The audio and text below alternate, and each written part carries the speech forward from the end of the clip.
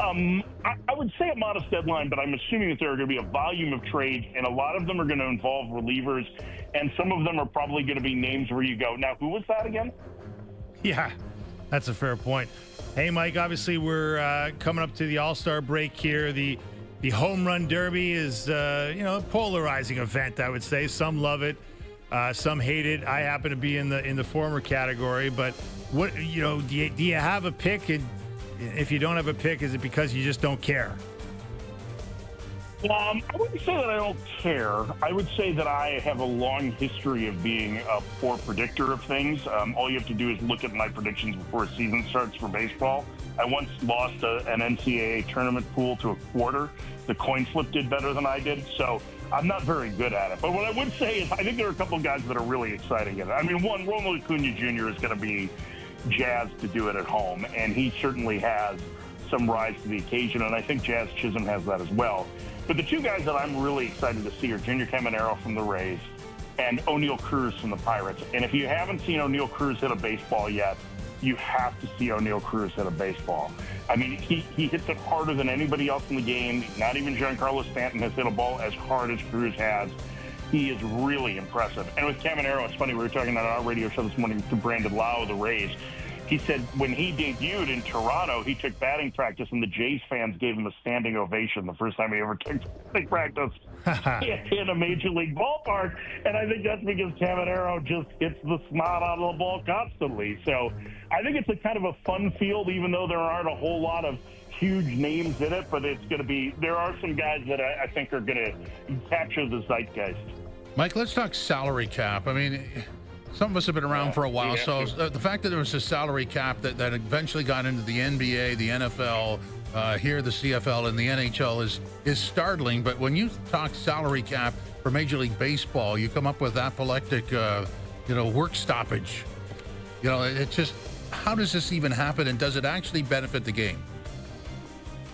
So I think those are two great questions. And remember that none of those caps happened without significant stoppages in all of those. The NFL hired replacement players, right? That's what led to the cap, which Major League Baseball tried to do in 1995 until a U.S. Circuit Court judge stepped in and said that it was unfair labor practice. The hockey has lost, a season and a half because of that, and one full season that was shut out to get the cap the way that it is. The NBA had multiple long work stoppages. Listen, I think that it's a really nice marketing tool to say, hey, this is a great opportunity for small market fans to have faith that their teams are going to get players that they wouldn't otherwise. But I haven't seen any proof of that. And I think really what it is the Pittsburgh Pirates aren't suddenly going to start spending on good players. It's because the ownership is going to stay the same, right? Like whatever the floor is, the floor would be so modest in such a deal like that all it would do would be artificially inflate the salaries at the back end. Furthermore, I think, and this is one of the union's talking points, and I do think it is worth mentioning, it's been 26 years since we've had a repeat champion in Major League Baseball. You now have 40% of the league that makes the postseason. And there was this great study that was done a couple of years ago, I want to say 5 or 6 years ago. I think it was Ben Zommer was who did it, compared baseball's playoffs to the other postseasons, right? And in the NBA, 80% of the favorites win the playoff rounds. In order for baseball to have that happen, every round would need to be a best of 75. So if the goal is to be a postseason that gives everybody a chance, baseball's in pretty good shape in that regard. And really what a cap does is it may give you this marketing idea that things are warm and fuzzy, but it's a little like eating something with a little too much MSG. You're full at first, and then all of a sudden you're really hungry again. And that's because the owners are the ones who benefit for it. There was a story about a week and a half ago that the commissioner was telling potential investors into Major League Baseball, that he had been going directly to the players for the last 3 years to say, you're leaving money on the table.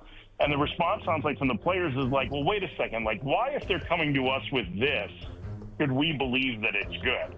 And I think that that's a fair way to look at it. I mean, the biggest people that benefit from any sort of a cap is management. And I don't know that there's anything that helps to drive competitive balance by creating caps and floors salary-wise. So I'm not in favor of it. I'm certainly not in favor of losing a season over it. I think, especially at a time where baseball is starting to grow in popularity again, based on the television numbers in the U.S., based on the attendance across the game, all of these things are positive. Even an off-season work stoppage would be, I think, tragic. And furthermore, while the commissioner has continued to say that a lockout is the regular course of off-season business, I do want to point out, I mean, I'm guessing that you guys cover a little bit of hockey. What happened with the NHL and the NHLPA this year?